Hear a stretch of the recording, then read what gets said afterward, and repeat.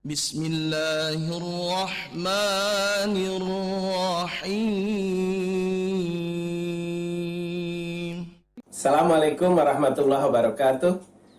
Alhamdulillah, asyhadu an la ilaha illallah wa asyhadu anna Muhammadan abduhu wa rasuluh. Allahumma salli wa sallim ala nabiyyina karim wa ala alihi wa azwajihi wa dzurriyyatihi wa ala man tabi'ahu bi ihsanin ila yaumil qiyamah. Alhamdulillah, kaum muslimin dimanapun Anda berada di masjid-masjid lingkungan LNG Bontang, kita bersyukur pada kesempatan kali ini kita dipertemukan walaupun secara online.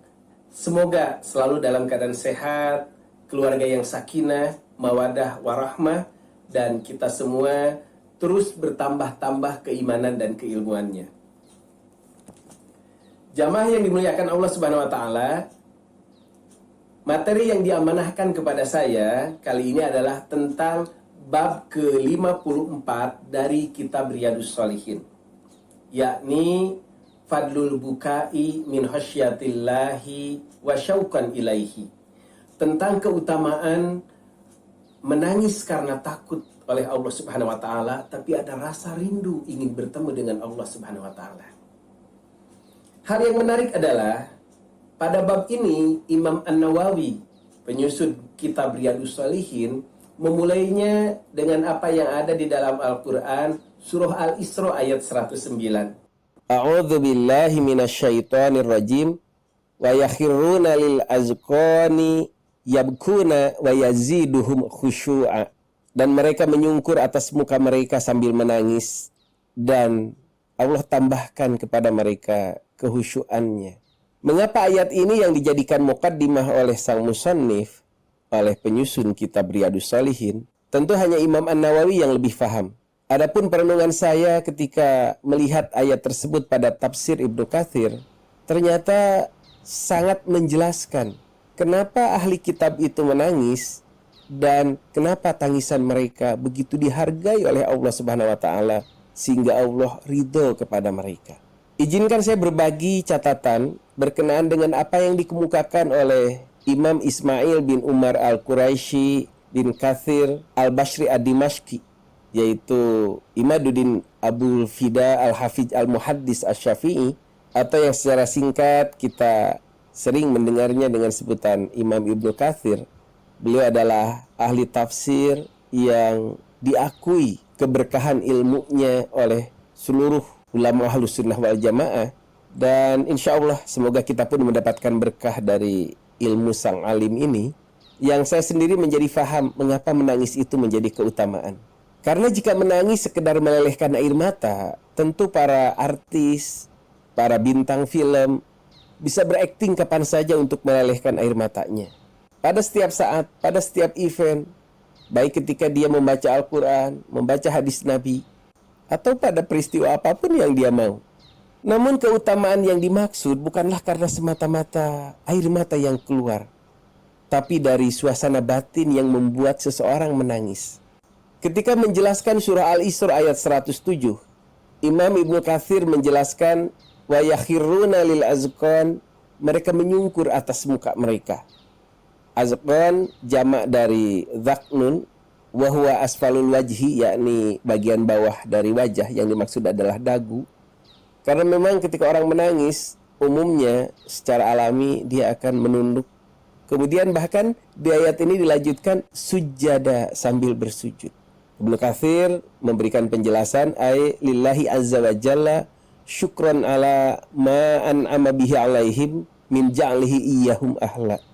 Mereka sujud kepada Allah sebagai rasa syukur atas nikmat yang telah diberikan oleh Allah kepada mereka. Karena Allah telah menjadikan mereka ahlan, orang yang paling berhak untuk mengikuti Rasulullah. Mengapa? Mereka sangat beruntung karena mereka menjumpai zaman ketika Quran itu diturunkan kepada Rasulullah sallallahu alaihi wasallam. An adraku hadar rasul alladzi unzila alaihi hadzal kitab. Mereka merasa senang sekali menemukan saat yang bersamaan ketika mereka hidup, Rasul yang diturunkan Quran kepadanya juga ada di zaman mereka. Mereka merasa sangat istimewa karenanya. mereka merasa sangat beruntung. Walihada yaqulun, karena hal itulah mereka mengatakan subhana rabbina, maha suci Rabb kami. Ungkapan ini muncul karena ta'ziman wa tawqiran ala qudratihi tamah, sebagai ungkapan pengagungan, penghormatan mereka pada kekuasaan Allah yang maha sempurna. Nah, suasana batin seperti inilah yang membuat mereka terpuji di sisi Allah dan diabadikan kisahnya dalam Al-Quran menjadi pelajaran sepanjang zaman yang kita sebagai para pewaris Quran harus mengambil pelajaran daripadanya. Adapun firman Allah yang dijadikan muqaddimah bab ini oleh Imam An-Nawawi, yakni ayat ke-109-nya, juga Ibnu Katsir memberikan komentar yang menarik. Wa yakhirruna lil azqani yabkuna, mereka menyungkur atas muka mereka sambil menangis, ay khudu'an lillahi azza wa jalla, karena mereka sangat berendah diri kepada Allah Subhanahu wa taala. Wa imanan wa tasdiqan bi kitabihi wa rasulihi, karena mereka beriman kepada wahyu Allah yang dibawa Rasulullah itu, beriman kepada kitabnya dan beriman kepada Rasulnya. Wa yaziduhum khusyu'a, dan Allah menjadikan mereka bertambah khusyuk. Dalam tafsirnya disebutkan wa yaziduhumullahu su'a ay imana wa taslima. Allah menambahkan kekhusyuan itu, yakni Allah menambahkan pada mereka keimanan dan kepasrahan. Artinya suasana hati yang penuh syukur menerima kedatangan Rasulullah membuat mereka mendapatkan satu anugerah balik, yakni Allah tambahkan keimanan dan keislamannya. Kama qala, sebagaimana disebutkan pada ayat yang lain, yakni surah Muhammad ayat ke-17, A'udzu billahi minasyaitonir rajim, walladzina ihtadau zadahum huda wa atahum taqwahum. Dan orang-orang yang telah mendapatkan petunjuk Allah Subhanahu wa taala, Allah tambahkan lagi petunjuk pada mereka, dan Allah datangkan pada mereka, Allah sampaikan pada mereka ketakwaan mereka. Dalam tafsir Ibnu Katsir mengatakan alhamahum rusydahum, Allah memberikan ilham kepada mereka yang membimbing mereka hingga sampai kepada ketakwaan mereka. Ini juga menunjukkan ada bimbingan yang langsung Allah berikan kepada setiap hati yang tulus. Tentunya bukan wahyu baru, tetapi sikap cocok, taufik menjadi pas, klop dengan wahyu lama yang telah diturunkan kepada Rasulullah yang hari ini kita baca, dan bertambah keimanannya dengan membaca Al-Quran dan melaksanakan Al-Quran itu. Para pemirsa yang dimuliakan Allah Subhanahu wa taala, menangis yang didorong rasa bahagia dalam iman inilah yang menjadi jaminan keselamatan di akhirat. Bukan tangisan yang dibuat-buat, apalagi tangisan palsu. Salah satu contoh yang dimasukkan oleh Imam An-Nawawi dalam kitab Riyadhus Shalihin ini adalah apa yang dialami oleh sahabat Ubay bin Ka'ab. Ketika itu Rasulullah datang. Kemudian Rasulullah mengatakan, Innallaha azza wa jalla amaroni an aqra alaika. Sesungguhnya Allah azza wa jalla menyuruh padaku supaya membacakan ini untukmu.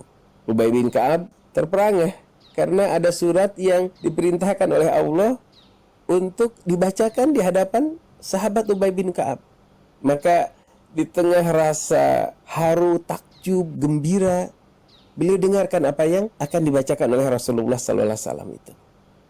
Dan ternyata Rasulullah membacakan surah Al-Bayyinah dari ayat pertama sampai akhir. Setelah selesai itu dibacakan, sahabat Ubay bin Ka'ab radhiyallahu anhu bertanya, Allahu sammani lak, apakah Allah menjelaskan namaku pada Tuhan? Maka Rasulullah SAW mengatakan, Naam, ya.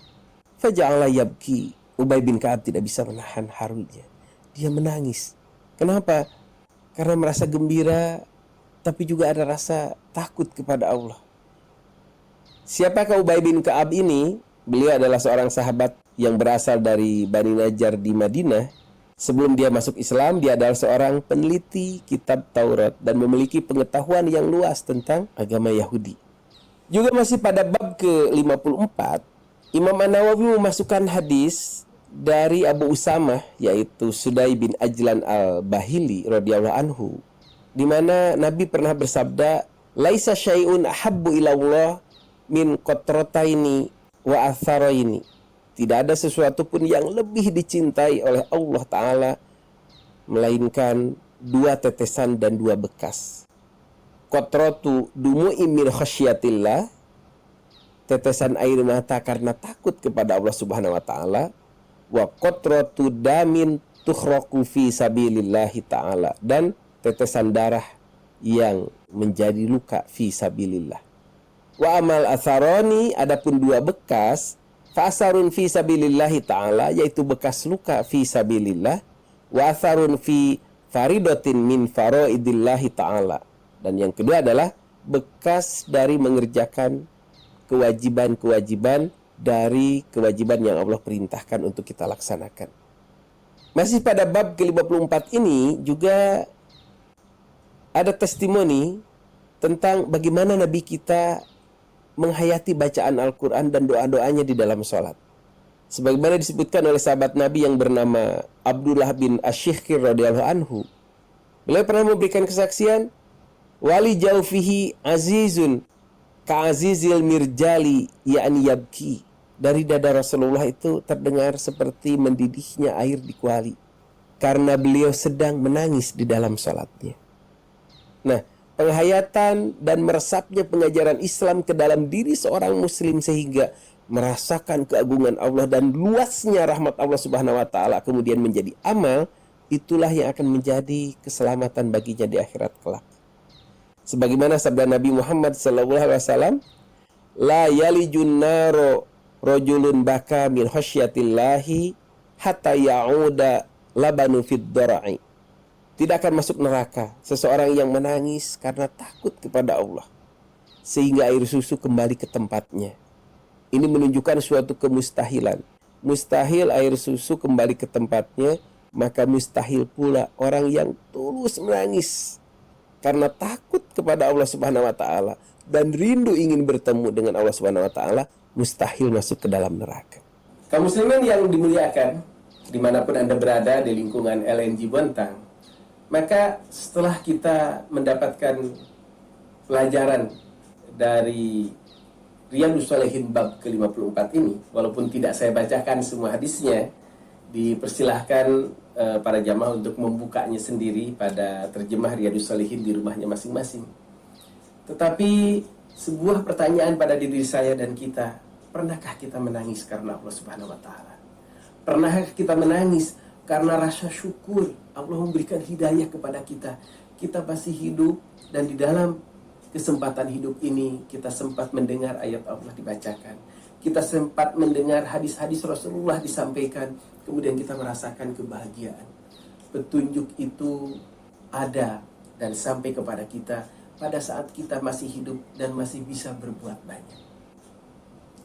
Apabila kita merasakan itu, kemudian menghayatinya sehingga menetes air mata kita, maka itulah air mata yang menjadi saksi di akhirat yang akan menyelamatkan kita dari ancaman api neraka, yang membuat Allah ridho kepada kita dan kita disatukan bersama hamba-hambanya di surga.